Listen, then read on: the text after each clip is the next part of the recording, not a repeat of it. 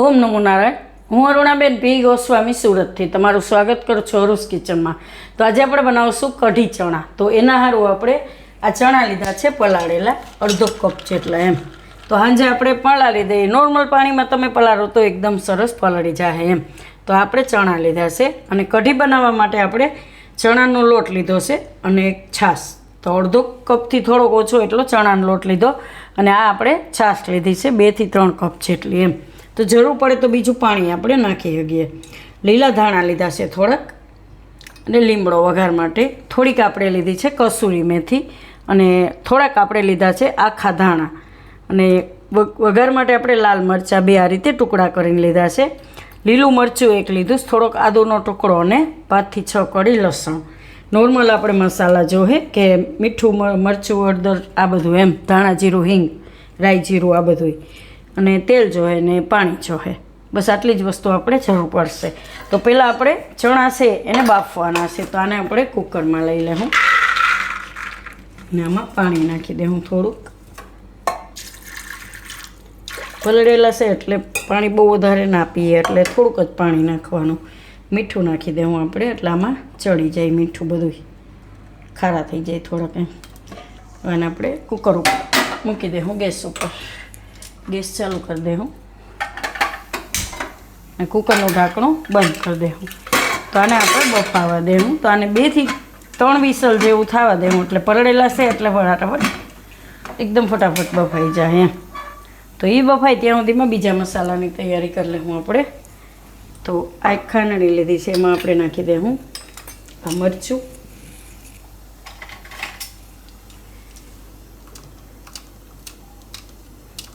અને લસણ અને આદું.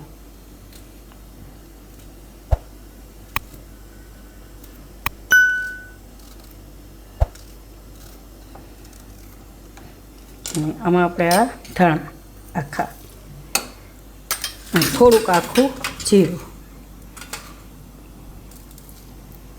તો આ બધું આપણે ખાંડી લેવું.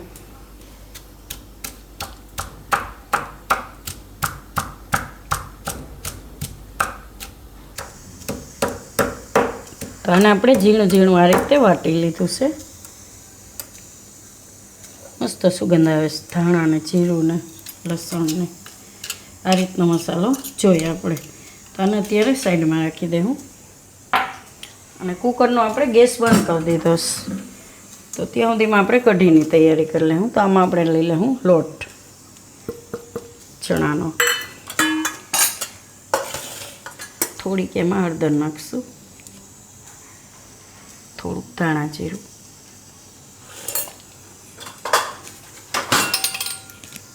થોડુંક મીઠું, થોડુંક પાણી નાખીને પહેલાં મિક્સ કરી લેવું. સોરી, છાશ. તો થોડીક છાશ પહેલાં નાખશું અને મિક્સ કરી લેવું.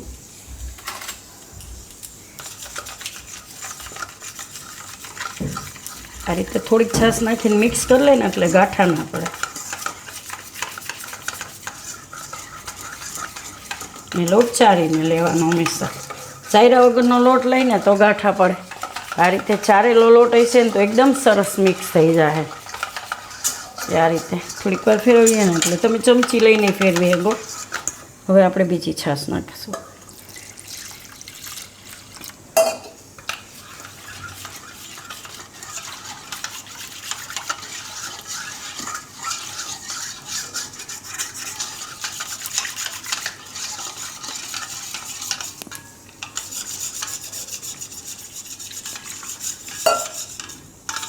આ રીતના આમાં થોડોક લીમડો નાખી દેવું. અને ધોઈને જ લીધો છે તો આમાં એકદમ એનો ટેસ્ટ બેસી જાય સુગંધ કઢીમાં. થોડાક લીલા ધાણા નાખી દેવું.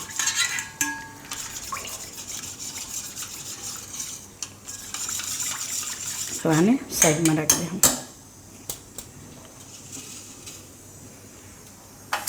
થોડુંક આને ઠંડુ થવા દેવું.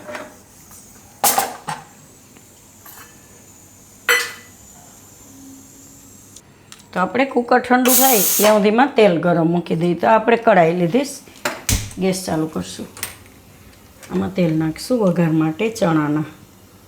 તો આ રીતે અડધા ચમચા જેટલું આપણે તેલ નાખવાનું. તેલને ગરમ થવા દેવું. તો ગરમ થાય ત્યાં આપણે આને ખોલીને જોઈ લઈએ. તો ચણા એકદમ સરસ બફાઈ ગયા છે અને આપણે એકદમ મસ્ત બફાઈ ગયા છે. તો આને કાઢી લેવું. આ દેશી ચણા છે, કાળા ચણા આપણે આવે એ.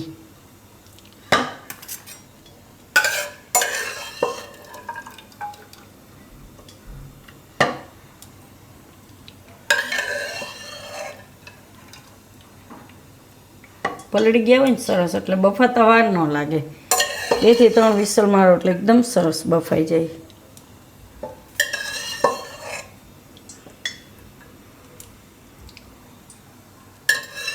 તો હવે આપણે તેલ ગરમ થઈ ગયું છે. તો એમાં આપણે થોડીક રાઈ નાખશું, થોડું આખું જીરું, લીમડો, થોડીક હિંગ. હવે આપણે જે આ મસાલો વાટ્યો એ આપણે આદુ મરચાં ને એ બધું, લસણ ને ધાણા ને જીરું.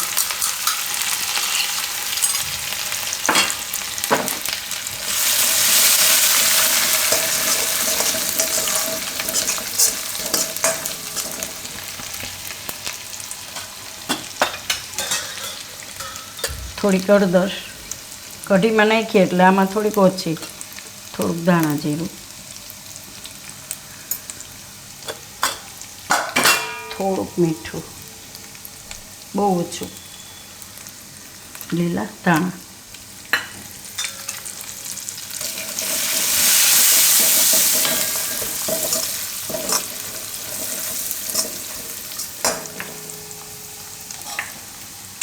થોડુંક લાલ મરચું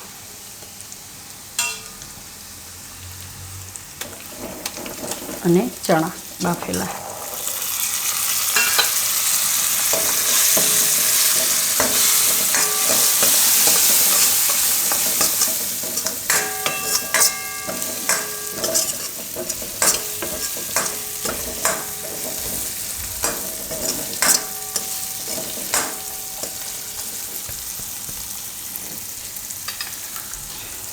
હવે આપણે જે કઢી ડોઈને રાખી હતી એ આપણે એમાં નાખી દેવું.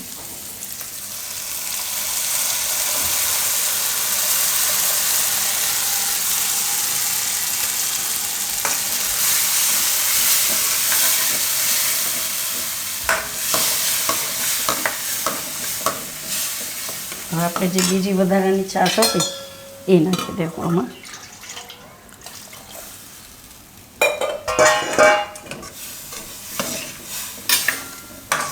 હવે આને ઉકળવા દેવું. થોડુંક આપણે એમાં પાણી નાખીશું.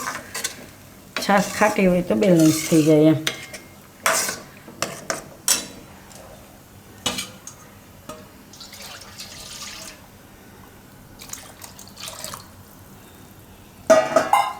હવે આને ઉકળવા દેવું. વચ્ચે વચ્ચે હલાવતા રહેવું.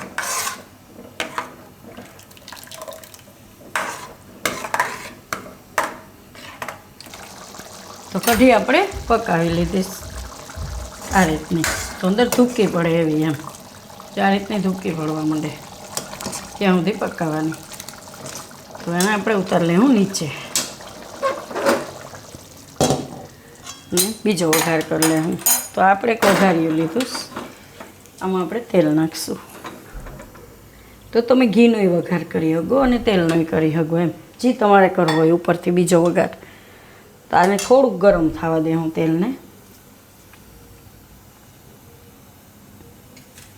બહુ વધારે ધોવાળા નીકળે એવું નહીં તો પછી મરચાં ને બધું બળી જાય. થોડુંક ગરમ કરવાનું. આમાં મરચાં નાખી દેવું આપણે આ અને લીમડો.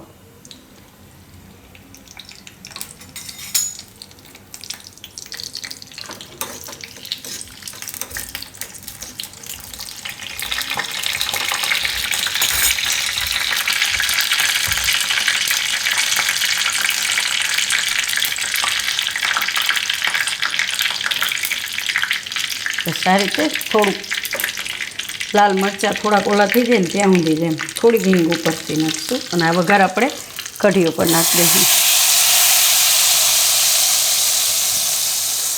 ગેસ બંધ કરી દઈશું. ઉપરથી આપણે આ કસૂરી મેથી નાખી દઈશું આ રીતે થોડીક હાથથી ક્રશ કરીને.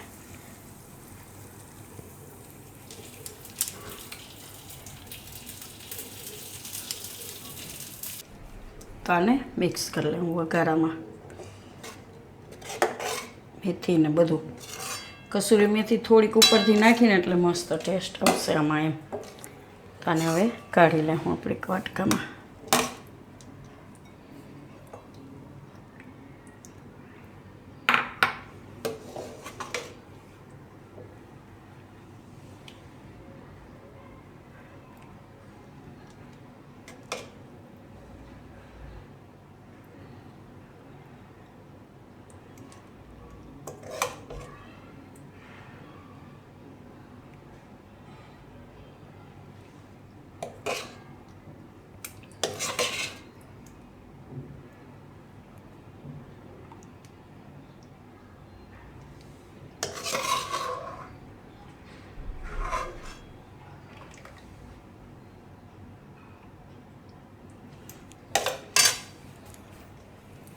તો તૈયાર છે આપણા કઢી ચણા. તો જો તમને મારી આ રેસીપી પસંદ આવી હોય તો એને લાઈક કરજો, શેર કરજો અને મારી ચેનલને સબસ્ક્રાઈબ કરજો અને બેલ આઇકન દબાવવાનું ના ભૂલતા. કમેન્ટ કરીને કહેજો કે તમને કેવા લાગ્યા આ કઢી ચણા.